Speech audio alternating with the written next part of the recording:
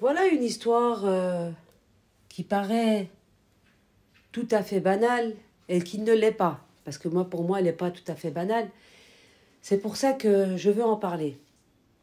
Je veux en parler parce que je n'ai pas vu cette fachosphère, ces dirigeants, ces politiciens parler de cette dame. Et ce qu'a vécu cette dame, c'est juste horrible.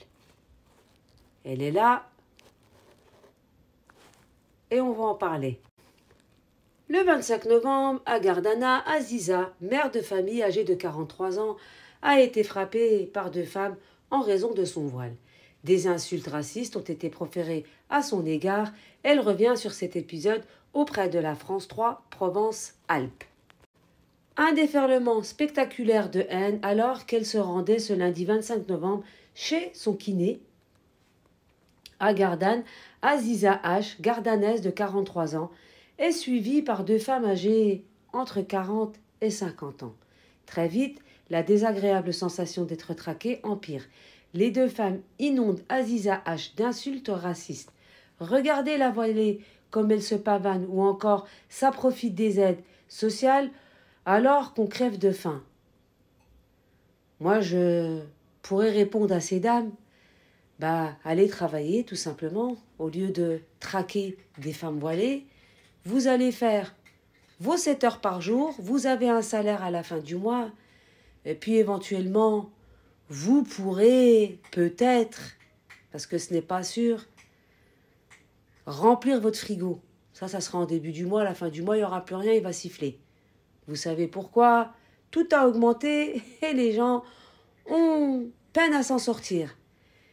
Mais si vous crevez de faim, ce n'est pas la faute de Aziza. Ça, je peux le confirmer. Non, non. Va falloir vous en prendre à votre gouvernement, qui a tout augmenté, qui a aidé l'Ukraine en envoyant de l'argent à tire-larigot, en vous laissant justement crever la dalle. On doit la crever comme les Palestiniens. La victime rapporte avoir entendu ces phrases parmi d'autres de la bouche de ses agresseuses. Écoutez bien. L'effet des réseaux sociaux sur certains décérébrés, voilà ce que ça donne. On doit la terminer très vite, la violence monte encore d'un cran. Je me suis retournée pour leur dire qu'elles n'avaient pas le droit de me parler ainsi. Et elles se sont mises à courir pour me rattraper, raconte Aziza, apeurée, la mère de famille, craint d'être poussée sur la route par ces deux agresseuses ou d'être attaquée au couteau. Elle s'engage donc sur un chemin à l'abri des regards pour tenter de fuir. De là, les deux femmes font usage de la force sur Aziza. Elles m'ont maintenue au sol pour me frapper. Mon voile et mes cheveux ont été arrachés. Vous avez entendu?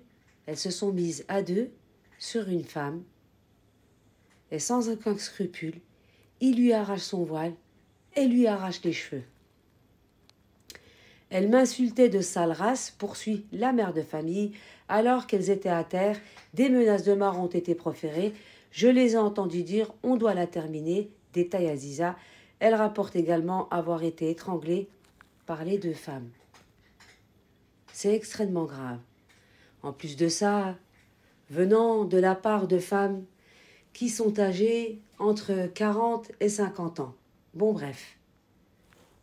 On va peut-être, si ces femmes-là regardent ma vidéo, leur expliquer que dans ce bas monde, il y a 3 races. La race humaine, la race végétale et bien entendu la race animale.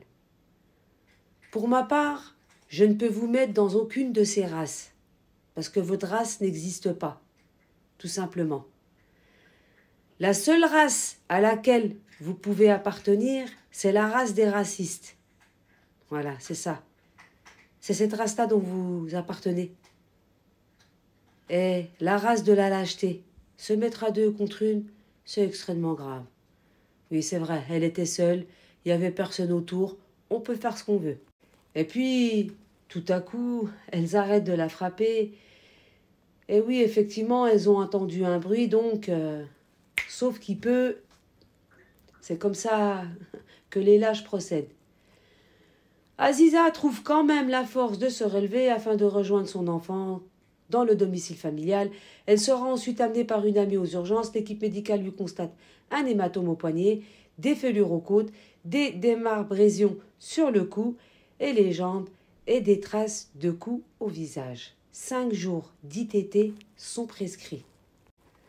Abandonner, ça serait leur donner raison. 2 jours après l'agression, le traumatisme est toujours très vif.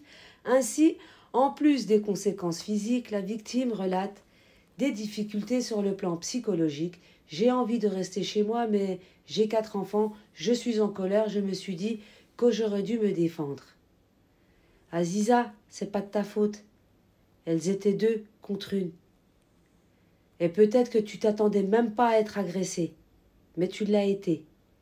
Ceci dit, j'espère que la justice sera faite. Voilà. Et j'espère que tu trouveras le courage de t'en sortir psychologiquement, comme tu as trouvé ce courage phénoménal de te relever et de rentrer chez toi. Une plainte a été déposée, les proches de la victime sont à la recherche de témoins de la scène qui s'est déroulée en milieu de matinée. En attendant, Aziza continue à se battre. Abandonner serait leur donner raison, conclut-elle, déterminée.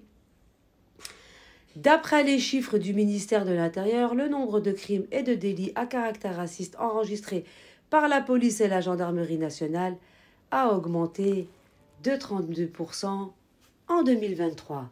Et ce, grâce à la fachosphère qui opère sur les réseaux sociaux.